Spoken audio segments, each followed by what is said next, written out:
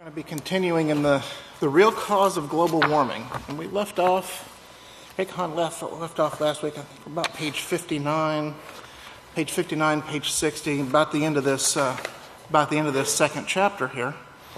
If you remember what was being covered, we're talking about, going through a lot of the micro kingdoms in the firmament and how these things are, how the bacteria and the viruses, how they've gotten in and how they, and how these viruses that mankind creates through sin, how they actually get in and corrupt what mankind, or corrupt what Yahweh has created. And it corrupts it and it perverts it from the original state that it was in when it was created. Remember, Yahweh created everything perfectly. In the book of Genesis, it shows that through the creation, through the first 6 days of creation, at the end of that sixth day, and Yahweh saw everything and it was right. It was perfect. It was created perfectly. But remember what Isaiah 24, 1 through 6 shows us. Isaiah 24, 1 through 6 shows us, and we're going to see that we see that multiple times in this book so far. But it shows that the earth has become defiled because of the inhabitants, because what mankind has done in pushing aside the law of Yahweh and committing this iniquity. Pushing aside the law of Yahweh. And this is why we see these viruses. This is why we see the problems in the micro kingdoms. If you go back to what Pastor was talking about, what he's getting into with the Black Plague and with how all of this was carried out. I mean, it's just fascinating. It is just amazing to me to see just how deep this understanding that he has, that Yahweh has revealed to him, through the Holy Scriptures. And it's amazing. And science is backing these things up now. And if you remember, Pastor, had shown many times, scientists, you need to look here. Many of us have been witness to him saying that. You need to look here. I'm telling you now, look here. And then you're going to see what's bringing these things about. And then years, 2, 3, 4, 5 years later, sometimes longer, the scientific studies come out because now they've had time to go and look and to actually study these things. But the micro kingdoms in the firmament is made up of micro kingdoms, and Pastor, he gets into it and he puts it so beautifully. I mean, it's awesome the way he gets it, and I don't know if we'll get there tonight. But he compares it to the microbes and microorganisms as service, performing a job, performing service to not only one another, but providing a service for mankind, so mankind can exist. And you think about what we have been taught over the years, and about service, about learning to become a servant to one another. It's the same thing. The pattern is the same throughout all of Yahweh's creation. And I was telling this to a great Kahan this past Sabbath, when we had the community meal, and we were passing out we were starting to pass the meals and stuff out, and the young men were just so excited they wanted to help, they wanted to serve, they wanted to be there. And they were going around, what can I do, how can I help? They would come over, hey, can I help? And I said, yeah, come on, let's go get these meals delivered. And as we were walking back from the back of the sanctuary, there was almost, and I don't want to say it was a competition, because it wasn't. It was out of an eagerness to serve. They were saying, the one young man was asking another one, hey, can I serve you? Is there something, can I serve you? I want to serve you. This is what was being said by these two young men to one another as we were coming in from the back. And it was amazing. It's something we should all have that attitude. Every one of us should have that attitude. Because it's that same attitude that Yahweh has in the microorganisms to do their job, to serve. Remember, all of these things were created for mankind. And they all have a very specific job to do. And it doesn't matter if the microorganisms are in the ocean, if it doesn't matter if they're in the air, it doesn't matter if they're in the soil. doesn't matter where they are, but they're there for us. On the bottom of page 59, or about the middle of page 59 here, it shows a viral disease, particularly from herpes, is gaining interest as a possible cause of coral decline. And in this article here, they show where they've identified 22 different kinds of emerging diseases that affect corals. But they still don't know the pathogens that cause most of them. They don't know where they're coming from. They don't know what they are. Most researchers have looked only at bacteria. They were looking in the wrong place. They were looking at one potential cause. They were looking at bacteria. They weren't looking at the viral. They weren't looking at that side of it. But we suspect viruses play a role in this as well. And the article concludes, and it shows one of the surprises from recent research was the predominance in corals of the herpes virus, similar but not identical to the herpes virus that can infect humans. It says herpes viruses appear to constitute the majority of the viruses found in corals. And one experiment showed that herpes-like viral sequences were produced in coral tissues after acute episodes of stress. Now, there was an article that came out, I think it was the past 2 to 3 days ago, that Hawaii is now looking at banning sunscreen because they're saying that the sunscreen is what's causing the decline, and the chemicals in the sunscreen are what's damaging the coral. You know, Pastor for years has said sunscreen causes problems. You know, people before didn't have problems with the sun. It's when they started applying sunscreen, now all of a sudden you're seeing the melanomas and the cancers and the different things like that are popping up. But what they did is they've passed a bill 3 days ago to ban sunscreen from the beaches. But get this, they passed the bill to do that, but it hasn't passed into law yet. And they said if it passes into law, then it'll be effective the first Roman month of the year 2022. Okay, so they've got this solution, but they're not going to implement the solution, or the so-called solution, for another however many years that we're looking at till 2022.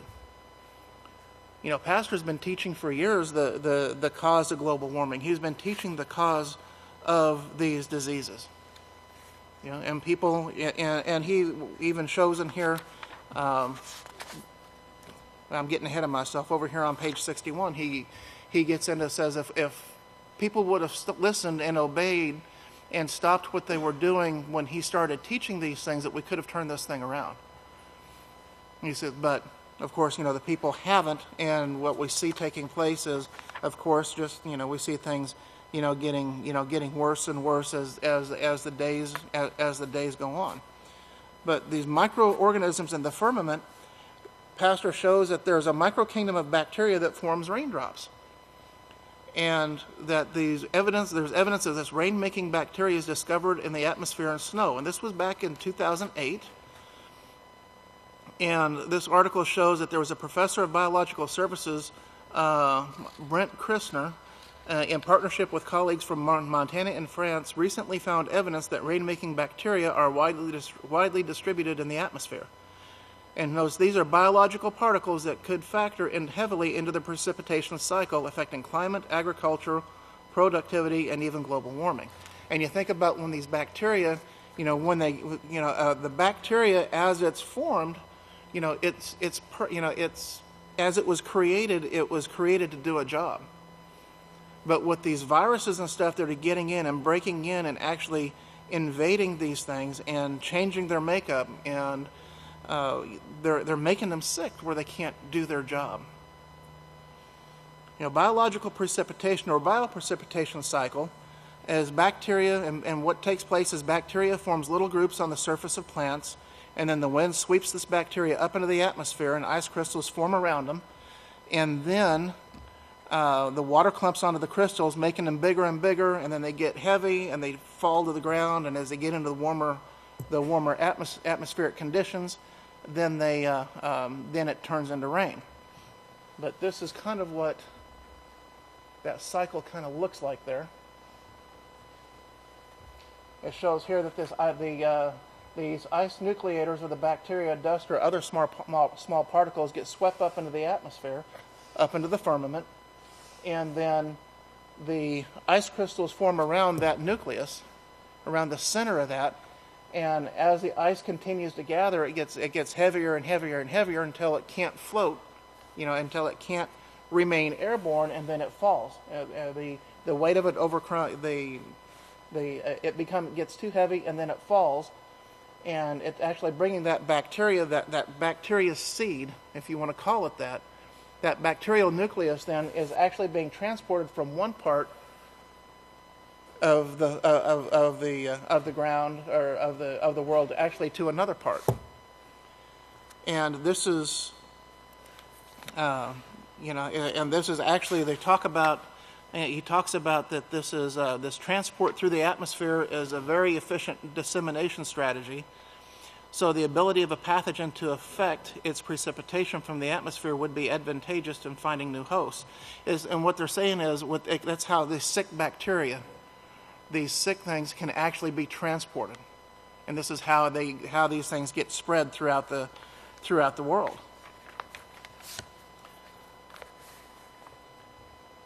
And then he concludes this article here, and he says, it is possible that the atmosphere represents one facet of the infection cycle. One facet of the infection cycle, whereby the bacteria infects a plant, multiplies, and is aerosolized into the atmosphere. In other words, it's put up into the air, and then it's delivered to a new plant through atmospheric precipitation. It's just a cycle that continually repeats itself. And Pastor shows here, he says, of herpes or AIDS or any number of other microviruses that attack other microkingdoms begin to attack and mutate within the rain-making bacteria that cause the raindrops to form, that would interfere with the rain on the earth, just as it has affected it with the coral reef. And this is what we're seeing. This is, again, one of the ways that these things are spread. Now we're seeing this interference of rain on the earth in 63% of the continental United States, but it's not just occurring in the United States, it's occurring around the world. And you think about that, when these things get carried up into the atmosphere, how far does that air travel? How far and how fast when you get up into the upper atmosphere? Quite fast and quite a distance.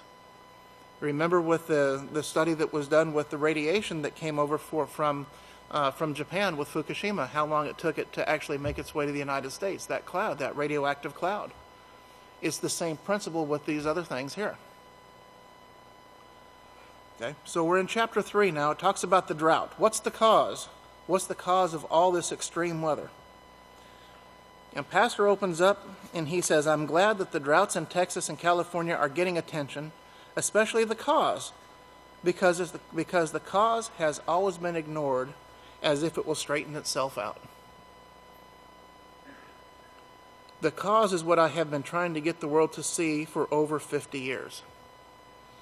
If the nations had acted on what I warned them 50 years ago, we would have had plenty of water in all the right seasons. Furthermore, we would have reversed the process that is occurring in the soil that is causing the death in the trees and in the plants. We would have also reversed the curse that's spreading throughout the seas that will devastate the fish supply. The irregular cloud and rain formation is only a small portion of what you will start seeing this year diminishing from the store shelves, and that's where people are going to notice it. That's where people are really going to see it. They're going to see certain things not being at the local store shelves. You're going to see an increase in prices because, hey, the supply isn't there. These things are going to be more.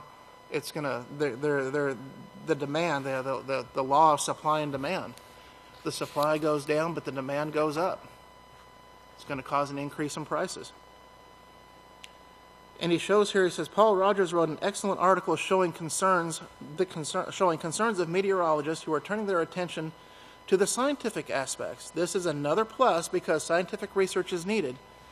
But I will tell you what to look for, and then you will discover the true cause behind these long-term droughts and maybe even the true cause of global warming, which both have the same cause. I need to show you the validity of the source of knowledge on which I base my judgment. Otherwise, you will scoff and refuse to do the test that will prove what I'm about to tell you. You scientists back up here. You scientists now have technological knowledge with which to see beyond and into the secret places unseen before in this generation.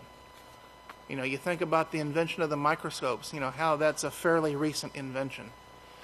You're looking at the, not just a regular, just a regular microscope, but you also have electron microscopes. You have the ability to actually see things down to the molecular level. That what hasn't been able to be done until this last generation. When knowledge was increased, those things were not available prior to this. This technological knowledge with which you can view and make tests that I will ask you to make was not possible before 1934. That knowledge came due to a prophecy in your Bible that shows the generation in which knowledge would be increased for mankind. Okay, so pastors telling the world here, look, these things were shown to me through the Holy Scriptures. And I'm going to prove to you right now that the Holy Scriptures can be trusted 100%.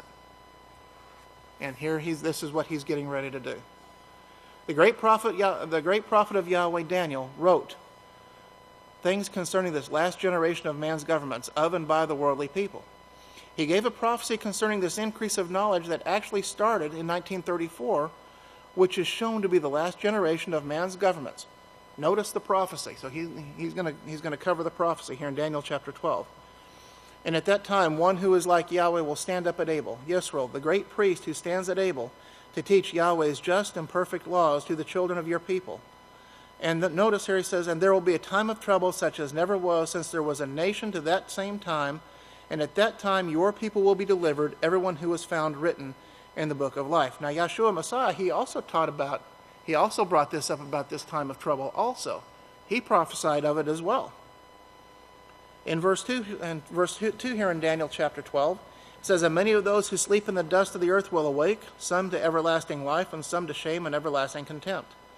And those who are wise will shine as the brightness of the heavens, and those who turn many to righteousness as the stars forever and ever. But you, O Daniel, shut up the words and seal the book till the time of the end. For many will run to and fro, and knowledge will be increased. So here you see we see here in verse 1, a time of greatest trouble, the greatest trouble for mankind. In verse 4, we see that it is the time of the end. To understand that this is the time of the end which Daniel prophesied of, is also the last generation, we need to compare the teachings of the Savior Yahshua Messiah on this subject. Matthew 24, 1 through 3. Yahshua went out and was leaving the temple when his disciples came to show him the buildings of the temple. But Yahshua said to them, do you see all of these things? Do you see all these things? Truly I say to you, there will not be one stone left sitting on top of another which will not be thrown down. Now, as he sat on the Mount of Olives, the disciples came to him privately, saying, tell us, when will these things be? What will be the sign of your coming and the end of the ages? Now, verse 2 shows that not one stone of this temple would be left on top of another. He spoke these words around 29 AY, and the temple was actually, and Pastor has the question here. He says, was the temple actually destroyed? He says, yes, it was. The excerpt below gives us the history.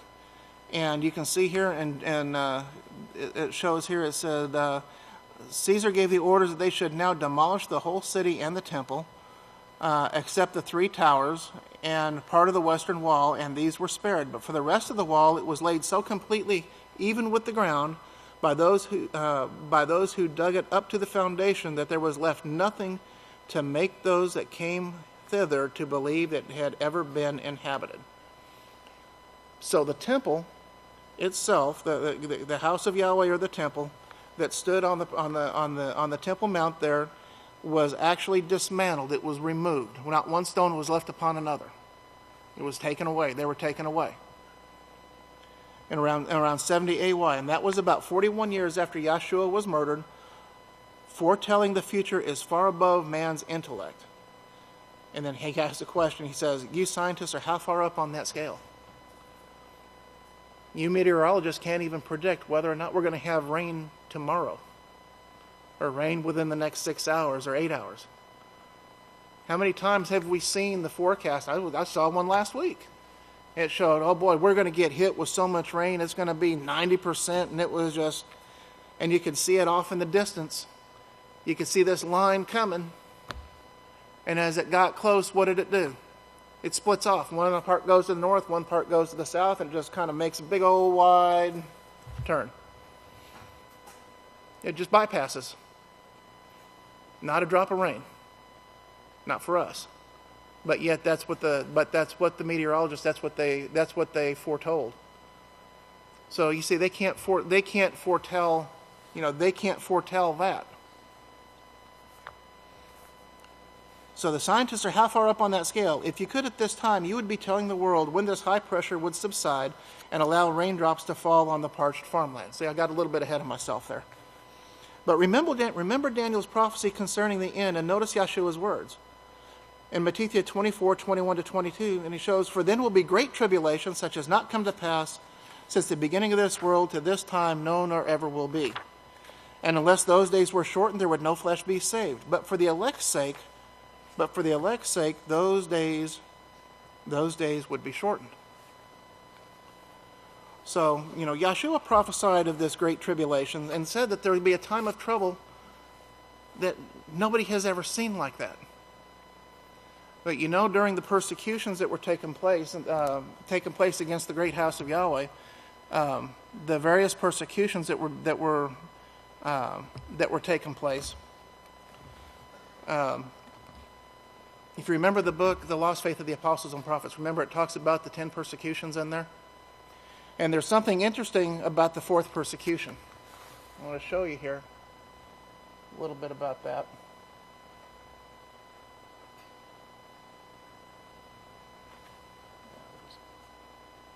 That should be all right. Okay, the fourth persecution took place, and this was around 161 AY to 180 AY. This is about when it took place. And it was under Marcus Aurelius Antonius. And of course, these emperors, they were warmongers. They overtook everything militarily. And it shows here, it says, although his first was a military success, his soldiers brought back a great deadly plague from the east. Okay? And this plague swept through the empire, killing thousands of Romans and many other disasters. Notice what else took place. Many other disasters, famines, floods, and earthquakes closely followed. See, Yeshua warned them. He warned the people. He said, you're going to see these things. You're going to see these famines, these earthquakes. You're going to see these things take place. It says, but the end isn't yet. This doesn't mark the end. He was warning the people that what they're going to see here is nothing compared to what the end result of sin is going to bring. And it shows that this combination of wars, plagues, and disasters resulted in a great depopulation of the Roman Empire. And of course, what the emperors did is they used these events to blame the house of Yahweh and to use that to wipe the house of Yahweh out. To smite, to kill the messengers. Well, it didn't just take place once during those 10 persecutions. It took place also again in the, during the 8th persecution. And that was under Valerian. And again, there was another great plague which decimated the population, while military setbacks during that time period, which were common, they continued. But see, Yeshua, he foretold, and he told the people, he said, yes, you're going to see these wars and these rumors of wars. You're going to see these diseases. You're going to see these plagues. You're going to see all of these things.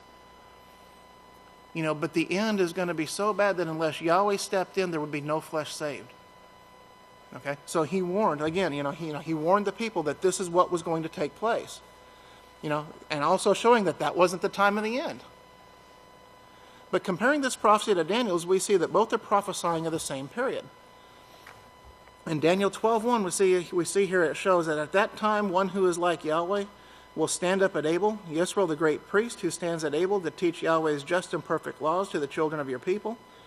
And there will be a time of trouble such as never was since there was a nation to that same time, and at that time your people will be delivered. Everyone who is written in the book of life. Everyone who will be found written in the book of life. Then Yahweh says in verse 4 that knowledge will be increased at that time. And then he shows the two witnesses for that time period teaching. Understand this, he says, it's very important. Knowledge was not increased until this last generation starting in 1934. Why was that? Intellectual, religious people with a lot of technological knowledge can be extremely and instantly destructive. Okay? Intellectual, religious people with a lot of technological knowledge can be extremely and instantly destructive. Remember how knowledge was increasing at the time of the Tower of Babel? Well, Yahweh had to step in at that time because the knowledge was increasing, so he had to get in there and he had to slow it down. He had to confound the nations at that time to slow that down. But now read what the prophecy shows that this generation will do with its rebellious attitude and the knowledge increase. And immediately, but after, Matthew 24:29, immediately, but after the great tribulation of those days, will the sun be darkened, and the moon will not give her light, and the stars will fall from heaven, and the powers of the heaven will be shaken. You know, you think about the power, you think about what is it that would actually cause this to take place. And Pastor shows, he says, the nuclear bomb could not have been invented and used without an increase in knowledge provided by the computer. When was the nuclear bomb invented? The start of the project was in 1934. And Daniel 12:4 says that knowledge will be increased. And we see here the history of the computer, the evolution of the first recognizably modern computers in the 1940s and early 50s is an epic story involving collaboration, secrecy, and a technological phoenix built from the ashes of World War II. Development of the von Neumann architecture, from concept to the ultimate practical realization lasted a few years, a decade, depending on how you interpret the facts and depending on how you look at these things. And you can kind of see these pictures here of these early computers. And look at some of the names of these things. I mean, some of these things are named after, this first one here at the bottom of the page under early computers, that one's named after a god. The replica of this one here, the first fully automatic digital electromechanical computer. Look at the size of that thing. And then look at the comparison of this other one over here. This other one was the first electronic digital programmable computing device. It was used to break the German ciphers during World War II. So what were they using it for? You know, they were using it for wartime. They were using it during wartime. And then you see the one right below this, in the middle of the page. It performed ballistics and trajectory calculations for the United States Army. It was a targeting computer. It was used to pinpoint and used to direct projectiles and shells and whatever to be fired from the Army, from the U.S. side to the enemies, to the so-called enemy side. And then the one below that, you see that is a small-scale experimental machine, the first stored program computer. But look at the size of those things. And now, you look at what everybody's carrying around. You know, something like this. And you look at the size of these things, and now you've got this technology. Now, how long has it taken this technology to develop? When was the first? You know, when was it that this first device? This device first came out in what? 2007, 2006. So you're talking what? 12, 13, 14 years, somewhere around there. You know, it's simply amazing at this increase in knowledge.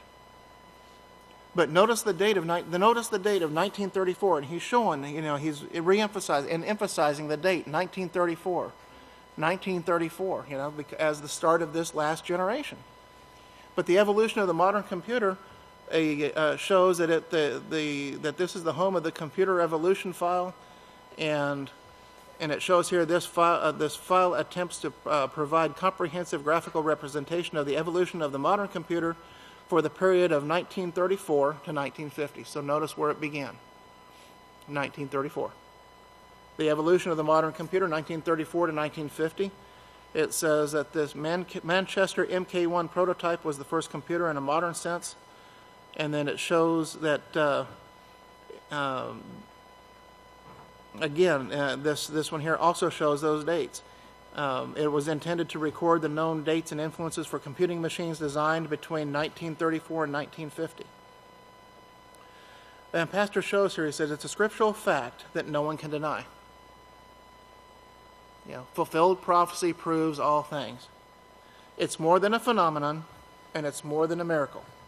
It's more than just a rare, significant event. It's more than an extraordinary event. But it's fulfillment of prophecy. It's fulfillment of Scripture. There are no words to describe the greatness of what you just read. Yahweh inspired the prophet Daniel to write of these future events of this generation that started with the birth of the last witness who teaches and brings a last day's message to this world. This is a time of great trouble with nuclear power that will darken the sun, which was invented with this increase of knowledge. That's what mankind has done with that. This was Satan's use. Satan's use is to try to destroy mankind, to try to put an end to the work of Yahweh. This technological knowledge also provided, though, equipment capable of reaching every home and family on the earth with the message of the kingdom of Yahweh, and with the warning of what mankind is bringing upon themselves. Yahweh took something that Satan intended to use, as a curse to bring harm, which it is going to bring harm. But Yahweh is using this technology to bring forth a tremendous blessing. And you think about, and that just brings it back what took place with Yosef back in Egypt, back in Genesis.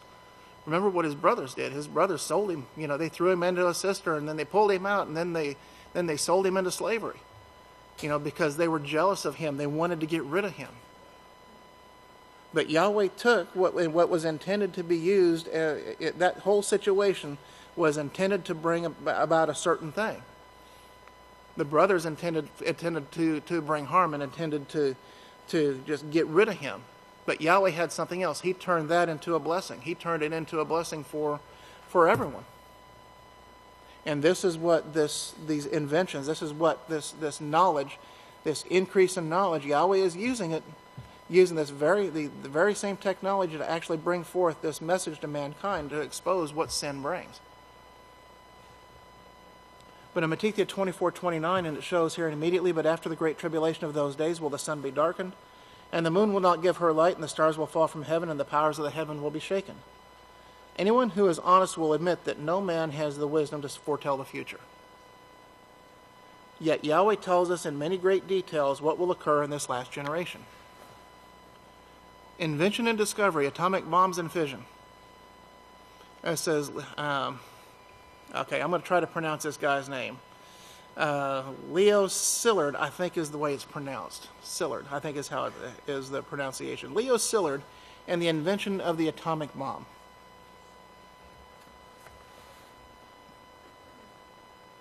That's Mr. Szilard. That's Mr. Szilard. And what this article shows here, it says, in the case of the atomic bomb, there is clearly one man who is the originator of the idea. He was also the instigator of the project that led ultimately to the successful construction of the atom bomb, and was the principal investigator in early research and development, both before and after the founding of the atomic bomb project, making a number of key discoveries himself. By any normal standard, this man is the inventor of the atomic bomb. Then it shows on July 7/4 of 1934, Leo Szilard filed the patent applicant for the atomic bomb. In his application, Szilard described not only the basic concept of using neutron-induced chain reactions to create explosions, but also the key concept of the critical mass. The patent was awarded to him, making Leo Szilard the legally recognized inventor of the atomic bomb.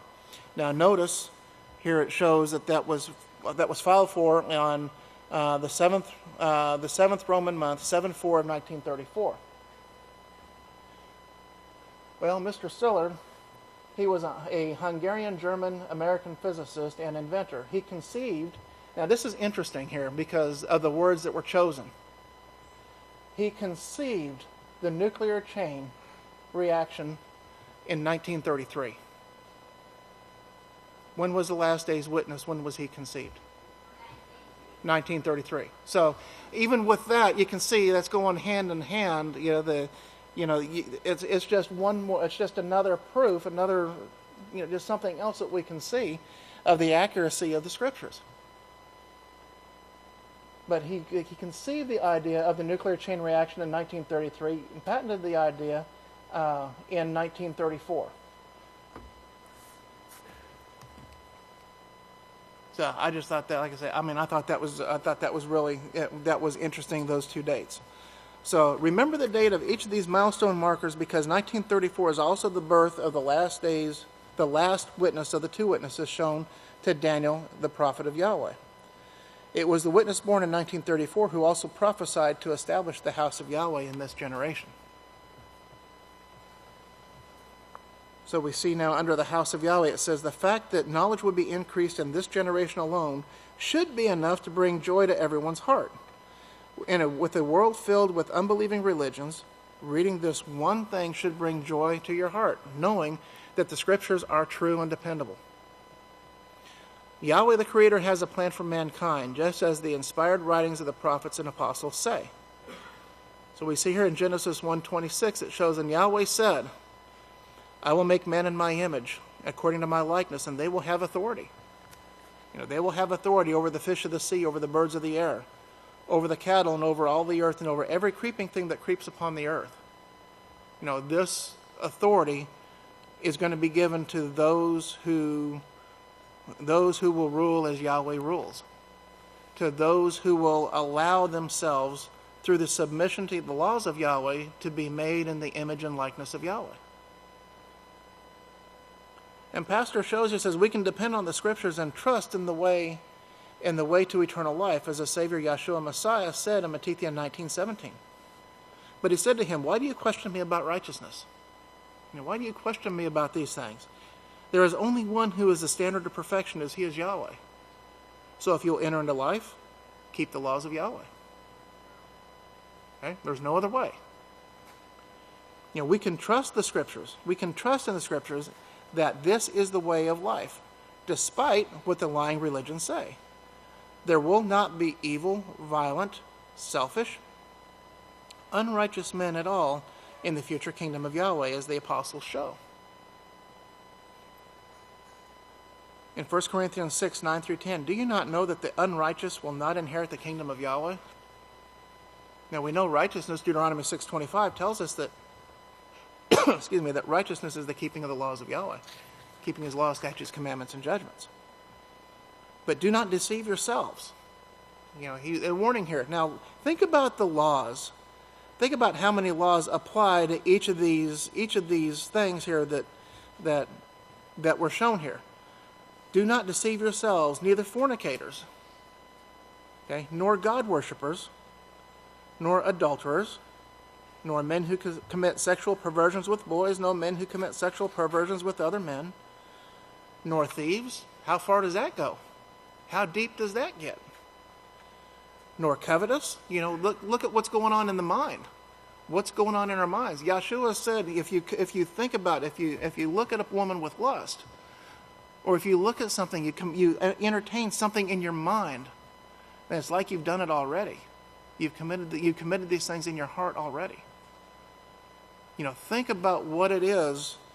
Just think about how deep these things go, and then examine ourselves. This is what we have to do. We have to examine ourselves, and look into this perfect law of liberty, because this is the law that we're given. It is, as Jacob shows, it's the perfect law of liberty.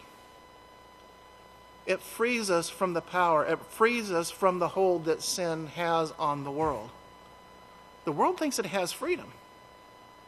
But you know what? The world is bound to die.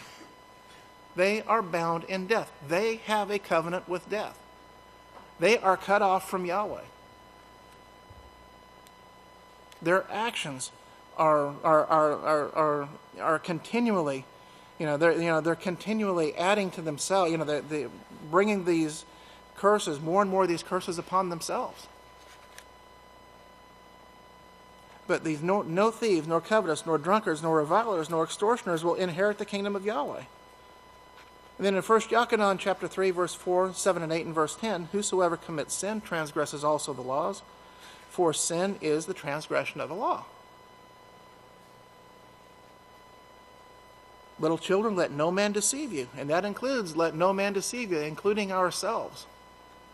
Don't deceive ourselves. If we have questions, of if something is right or not, seek counsel. Ask your counselors. That's what they're there for. Counselors are here to serve all of us. There is not a single man in this congregation that does not have a counselor. Every priest has a counselor.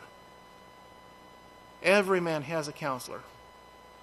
Let's use them. Use our counselors so we can make sure that we don't fall into something that we think might be okay. And then all of a sudden realize sometime down the road, oh, well, probably shouldn't have done that. Ask. Be sure to ask. But in this, the children of Yahweh, let's see, go back here. Let no man deceive you. He who practices righteousness is righteous, just as he is righteous. He who commits sin is of the devil, for the devil has sinned from the beginning. For this purpose the Son of Yahweh was manifest, that he might destroy the works of the devil. The preachers will have the world believe that Yahshua came to destroy the law. He came to destroy the breaking of the law. He came to do away with that. He showed how that could be done. He showed how to keep the law. And he said, and he reiterated over and over and over, as we're getting ready to see here in Revelation 22, 12 through 14, behold, I come quickly, and my reward is with me, to give every man according as his work will be. What are we doing? Are we being obedient? Are we allowing the law of Yahweh to convert us, as Psalm 19 shows us? The laws of Yahweh are perfect, converting the whole person, making the simple ones wise. Wisdom comes from Yahweh. Wisdom comes from the study and the application of the laws of Yahweh.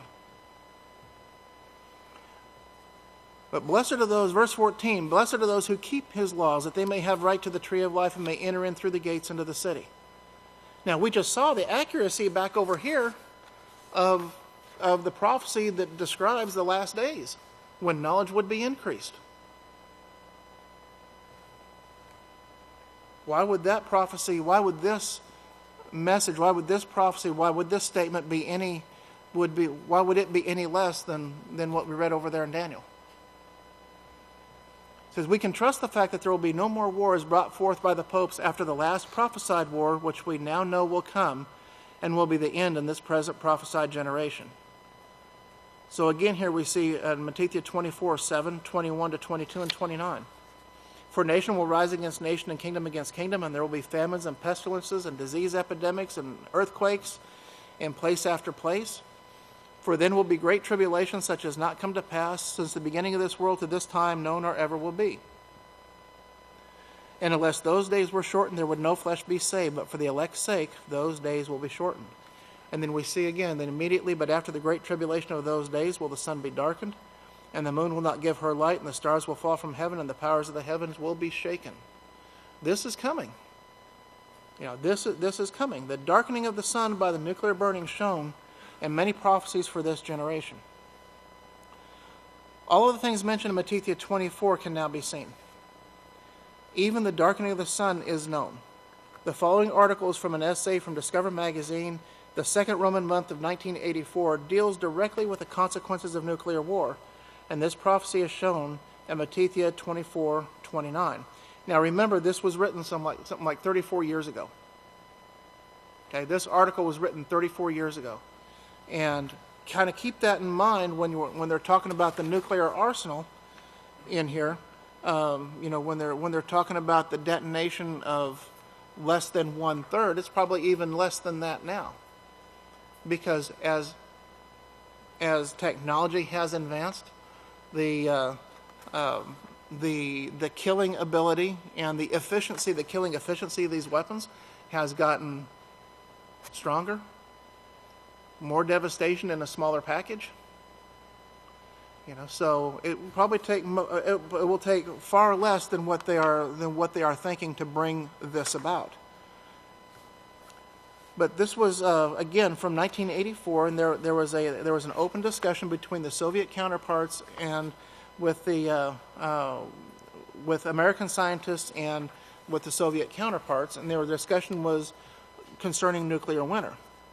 And they showed in here, and I'm just going to kind of skim through this a little bit because we've read it many different times, but that a nuclear war involving the exchange of less than a third of the total American and Soviet arsenal will change the climate in the entire northern hemisphere, shifting it abruptly from its present seasonal state to a long, sunless, frozen night. Well, we're already kind of seeing, we're seeing a change in the seasons now, and we haven't even had this take place yet. But because of the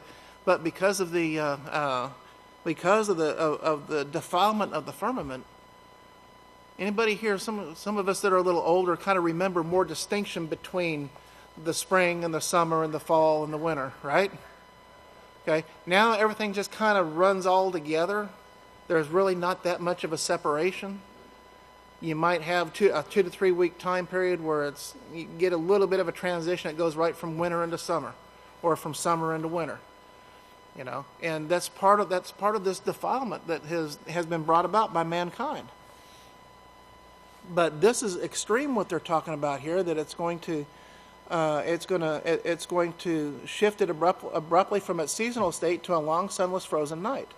This will be followed after some months by the settling of a nuclear soot and dust, then a new malignant kind of sunlight with all of its ultraviolet band capable of blinding most terrestrial animals, no longer shielded from the earth by the ozonosphere or by the firmament. Because remember, this is going to destroy and it's going to defile the microorganisms that have been placed there for mankind. It's going to make them where they can't do their jobs. They're struggling to do their jobs now, but can you imagine how crippling this is going to be? It's going to be totally, totally devastating.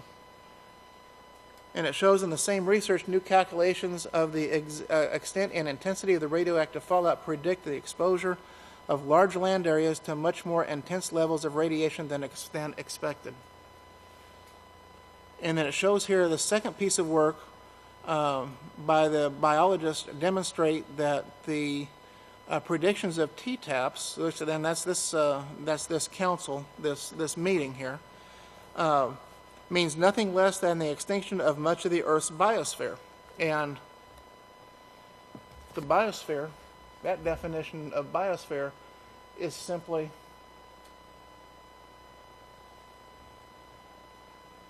the part of the world in which life can exist. Now think about that, and the living organisms together with their environment. You think about that with what we're learning, what Pastor is teaching us of the microorganisms. What part of the world does life exist? Absolutely everywhere. Correct. Absolutely everywhere. Living organisms together with their environment. It talks about. So this is talking about. This is talking about total annihilation of the earth. Very possibly involving the southern hemisphere as well as the northern hemisphere. It's not going to be isolated. There's nobody safe from this. It's going to envelop the entire world. And then it shows here, and this is what they say over here on this other side, over here on the right-hand column over here. It says, there is no nation on earth free of the jeopardy of destruction if any two countries or groups of countries embark on a nuclear exchange. Any territory gained will be at the end a barren wasteland, and any ideology will vanish in the death of civilization and the permanent loss of mankind's memory or culture. And they're talking about the extinction of mankind. That's what they're talking about. They're talking about any ideology. So, the Roman Catholic idea of we want to depopulate the earth and just leave Catholics. if they resort to this, or when this is resorted to, they themselves are at risk. They themselves, they're going to destroy themselves. And it doesn't matter how big of a bunker you go, how deep you go, you can't, there's no way that you're going to escape this. It's inescapable. And this inescapability of this has never been possible until the invention of this atomic weaponry and this nuclear weaponry. People can hide from bullets. You can get behind a rock, and a bullet, for the most part, isn't going to penetrate that rock unless it's a big bullet. There's things that you can take cover behind, but you can't take cover behind something like this. If you've seen, and we've all seen these, these pictures and the movies of the films of these things, how the shockwave goes through. When this shockwave and stuff goes through, and these fireball erupts, fire needs a couple of things to burn, doesn't it? What's one main thing that we have to have in order to survive that fire does too? Oxygen. So what's that fireball going to do? It's going to suck it all out, and we're not going to have anything to breathe. Okay? But you see here it says, in the article, kind of concludes, and it says, leave aside already taken for granted and estimated that in an all-out exchange of 5,000 megatons, something like 1 billion people would be outright killed by blast heat and radiation. And set aside as well the likely fact that more than another billion would die later on from the delayed effects of the climate and radioactive fallout. So, this is going to be a very devastating time that we're rapidly approaching this. And the only thing that's going to save us, the only thing that's going to protect us is our obedience to Yahweh. That is what is going to protect us. Our obedience. Notice Yahshua's words in Matthew 24:33-34. In the same way, when you see all of these things, know that his coming and the end of the ages are very near, at the very door. Truly I say to you that this generation will not pass away until all of these things are fulfilled. Okay? So famine and disease and epidemics are creeping up on you. It says, Yahshua showed that famine and disease epidemics running together in this generation. If you put these together and couple them with the increase in knowledge and the nuclear bombs that can darken the sun, a person would have to be mentally ill not to see that a higher power than mankind has warned us of what we are bringing upon ourselves. Okay? We see the news reports of the different diseases that are out there, how they're resistant to antibiotics, how there's nothing to actually be able to treat these things now, and how easy it is to catch these things. This is why we're told to be on guard, to watch ourselves. It says, Yahweh's prophets did not lie. Everything they said is here, and the cause is sin. Sin causes STDs along with many other things. STDs have been in our water, our soil, and even the firmament. In the King James Version here in Genesis 1:6-8, and said, and Yahweh said, let there be a firmament in the midst of the waters, and let it divide the waters from the waters. And Yahweh made the firmament, and divided the water from which were under the firmament, and from the waters that were above the firmament, and it was so. And Yahweh called the firmament heaven, and in the evening and the morning were the second day. And the firmament shown by Yahweh's prophets is something that science is only now testing samples that have been taken by high-flying planes. They haven't tested it before. What they are finding proves the inspired scripture is true. It seems that everything taking place in this generation is proving Yahweh's prophets true. Much more funding is needed for scientific projects because the truth, which is what they are proving, will help set the people free from sin, the cause of sickness, disease, famine, and environmental disasters such as earthquakes, global warming, and drought. The prophecy for this generation is just that. Drought and famine, along with no love, hatred, and war, all of these have the same root cause. And Pastor says here, he says, please allow me to explain in a way that everyone can understand. Every law given by Yahweh was given to guide mankind away from actions that cause harmful reactions. You think about that statement. These laws that were given, every law has been given by Yahweh. Every law given by Yahweh was given to guide mankind away from actions that cause harmful reactions. This is why, you think about it, this is why the law should be looked at and to be considered as a very, very dear friend. A very dear friend, a very dear brother is going to warn you if you're walking toward a pit and you don't see it. If he sees that the path that you're walking on is going to drop you into a 12-foot pit, he is going to warn you, right? A true brother would.